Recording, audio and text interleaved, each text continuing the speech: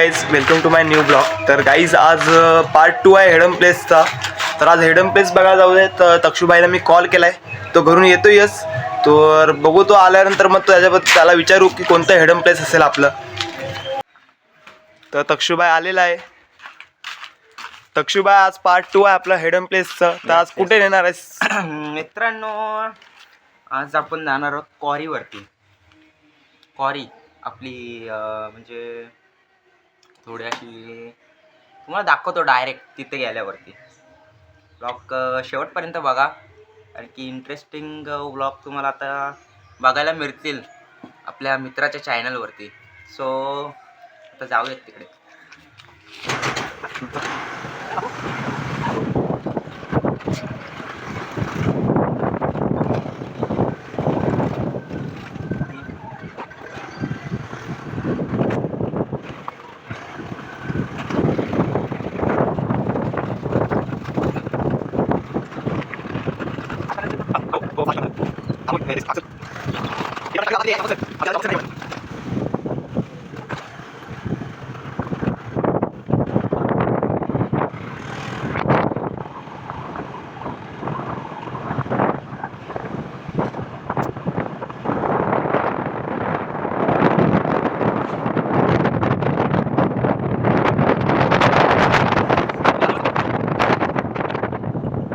Guys, इकडनं पोचलेलो आहे आपण. गाडी पार्क केली.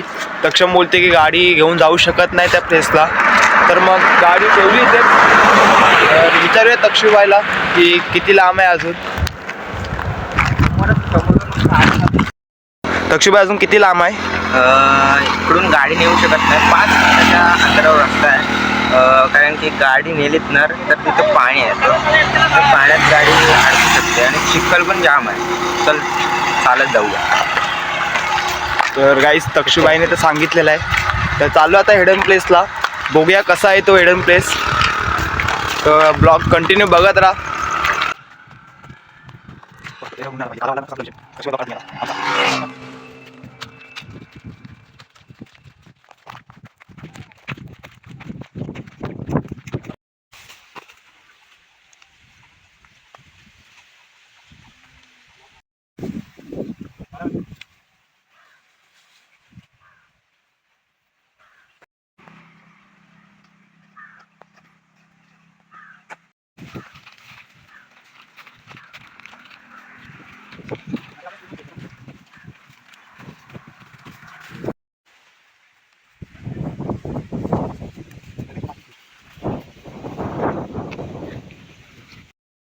हा चिंच झाड खूपच जुना आहे.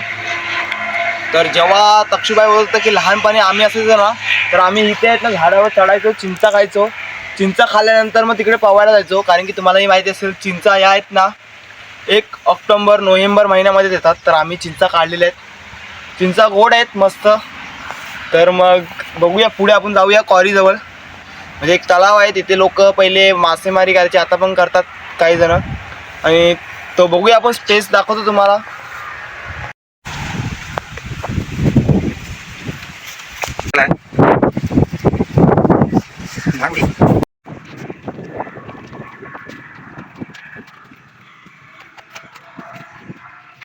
स्पॉटवर आलेलो आहे. स्पॉट मस्त आहे, तलाव आहे. लोक मासेमारी करायची पहिले, आता पण करतात. तसेच पोरं इथे पावसाळी क्रिकेट खेळतात त्या ग्राउंडवर. तर तिथे क्रिकेट खेळल्यानंतर मग इथे पोहण्यासाठी येतात. उन्हाळी पण पोहतात पोरं. मोठासा तलाव आहे, तुम्ही बघू शकता पूर्ण एरिया.